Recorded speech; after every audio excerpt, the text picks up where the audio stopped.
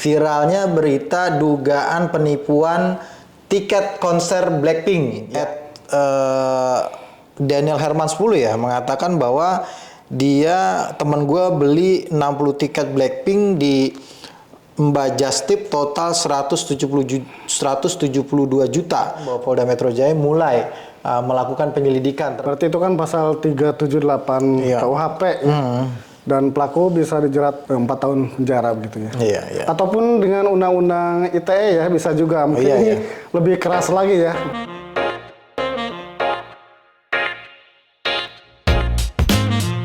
Assalamualaikum warahmatullahi wabarakatuh. Kembali lagi di YouTube channel Halo Pengacara. Apa kabarnya sahabat Halo Pengacara? Semoga baik-baik saja ya. Dan pada kesempatan kali ini kembali Halo Pengacara akan memberikan informasi dan juga sekaligus ulasan hukum terkait dengan isu hukum yang sedang viral di masyarakat yang menjadi perbincangan hangat baik di media massa maupun di media sosial.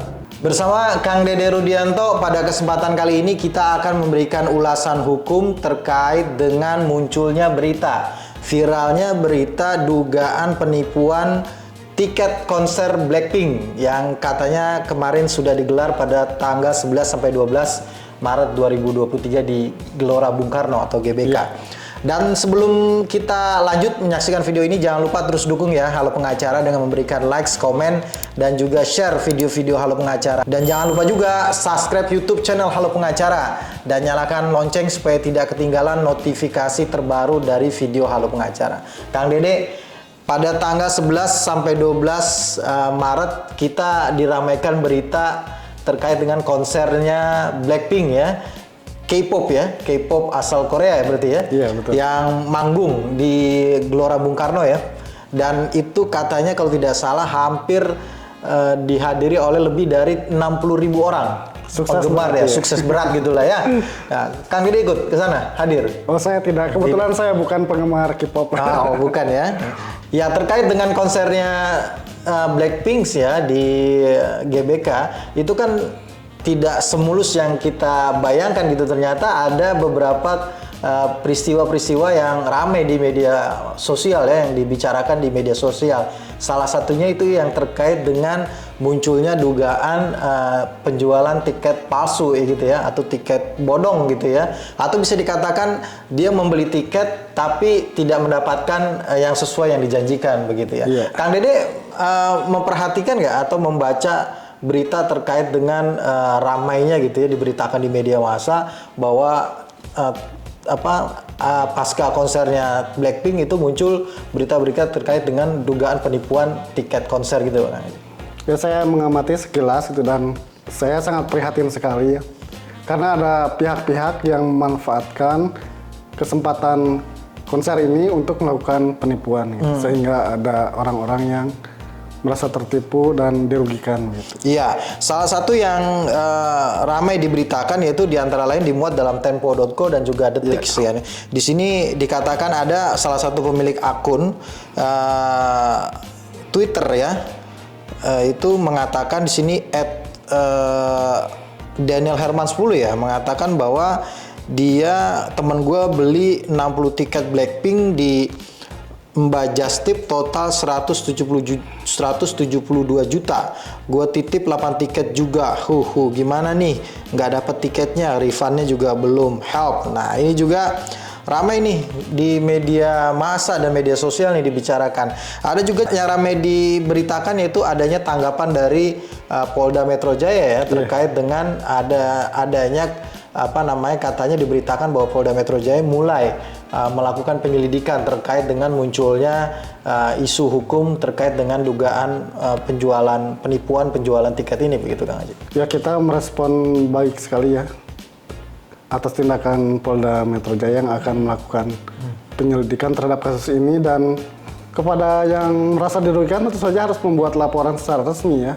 Karena untuk sementara ini kan mereka cuma melapor secara online kan, kalau tidak salah melalui medsos ya gitu ya. Gitu. Nah, walaupun dengan medsos ditanggapi juga ya oleh Polda Metro Jaya. Bagus sekali itu. Kalau tidak salah Polda Metro Jaya juga menyarankan untuk adanya pelaporan secara resmi ya. Iya, Artinya bikin itu dong, bikin laporan gitu ya di kepolisian ya. Karena kan kita tidak tahu, mungkin pihak kepolisian juga siap saja yang dirugikan, berapa kemudian bukti-buktinya apa saja begitu. Ya ini kan karena menyangkut nama juga ya Kang ya, karena ada nama yang sudah di-mention nih di media massa nih, kayak Mbak Justip, ini juga kan di-mention nih, yang kita juga tidak tahu apakah Mbak Justip ini bagian dari penjual tiket yang resmi gitu ya ditunjuk gitu atau bukan, itu juga kan kita tidak tahu gitu. Dan juga apakah benar memang apa yang dikatakan oleh akun @danielherman10 ini terkait dengan kerugian ini juga benar atau tidak ya. Tentunya ini kan harus ada proses hukum ya, jangan sampai menjadi bahan perbincangan di media massa saja gitu ya. Nah ini bisa menjadi fitnah kalau ini tidak benar begitu ya. Ini kan terkait dengan kerugian nih Kang ya. Ada kerugian yang sifatnya material ya, yang artinya dia dijanjikan misalkan, kalau tidak salah saya baca juga dia dijanjikan tiket duduk tapi tidak mendapatkan tiket duduk ya, melainkan dapatnya mungkin festival gitu ya. Kemudian juga dia mengatakan, ada juga berita yang mengatakan bahwa sudah beli tiket bahkan sama sekali tidak mendapatkan tiket itu. Gitu. Ini ada upaya hukum nggak yang bisa dilakukan yang oleh konsumen ya khususnya gitu ya, selain daripada laporan tadi buat laporan di kepolisian gitu kan? Ya tentu saja bisa ya, selain melakukan pelaporan secara pidana kepada kepolisian terkait dengan penipuan ya. Berarti itu kan pasal 378 KUHP ya. Dan pelaku bisa dijerat 4 tahun penjara begitu ya. Ataupun dengan undang-undang ITE ya bisa juga. Mungkin ini lebih keras lagi ya, pasal 45A Undang-undang ITE ya. Undang-undang ITE angka 1 itu menyebutkan bahwa setiap orang yang dengan sengaja dan tanpa hak menyebarkan berita bohong ya dan menyesatkan yang mengakibatkan kerugian konsumen dalam transaksi elektronik itu bisa dijerat dengan hukuman pidana paling lama 6 tahun ya dan denda 1 miliar. Iya, pasal 45A ya, ayat 1 itu memang undang-undang ITE ini sudah menjerat beberapa pelaku-pelaku yang kemarin rame ya, kayak semacam Indra Kents gitu ya, Doni Salmanan juga ya kena di pasal 45 ya, 45A. Dan ini juga kalau memang terbukti ada unsur informasi yang berita bohong yang menyesatkan, yang merugikan konsumen, bisa juga diterapkan undang-undang ini ya. Nah terkait dengan kerugian materialnya itu apa yang bisa dilakukan untuk meminta kembali lah kerugian, refund lah kalau gampang itu refundnya, apa yang bisa dilakukan oleh konsumen? Jika ada kerugian material tentu saja bisa secara perdata ya, dia melakukan gugatan perbuatan melawan hukum ya 1365 KUH Perdata. Ataupun dia melakukan gugatan ke BPSK bisa juga kan, penyelesaian sengketa lewat BPSK gitu. Iya, tapi sebelum itu kan bisa juga diminta juga dulu ya ke promotor ya mungkin ya mengadakan acara itu ya. Iya betul. Jadi terlebih dahulu harus ada dulu ini mungkin semacam somasi lah gitu, permintaan untuk mengganti.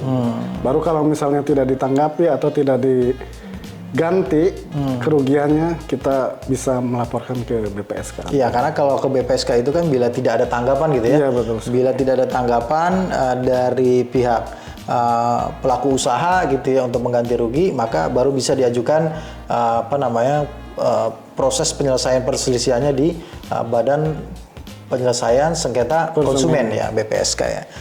Ya, demikian Kang Dede, terima kasih atas waktunya telah membahas dan mengulas terkait dengan isu dugaan penipuan dalam penjualan tiket konser Blackpink di GBK ya, yang sudah dilaksanakan pada tanggal 11 dan 12 Maret 2023. Terima kasih juga kepada sahabat Halo Pengacara yang sudah menyaksikan video ini sampai dengan selesai. Jangan lupa terus dukung Halo Pengacara dengan memberikan likes, komen, dan juga share video-video Halo Pengacara. Dan jangan lupa subscribe YouTube channel Halo Pengacara dan nyalakan lonceng supaya selalu mendapatkan update dari video-video terbaru Halo Pengacara. Sekali lagi terima kasih. Salam Halo Pengacara. Assalamualaikum warahmatullahi wabarakatuh. Waalaikumsalam warahmatullahi wabarakatuh.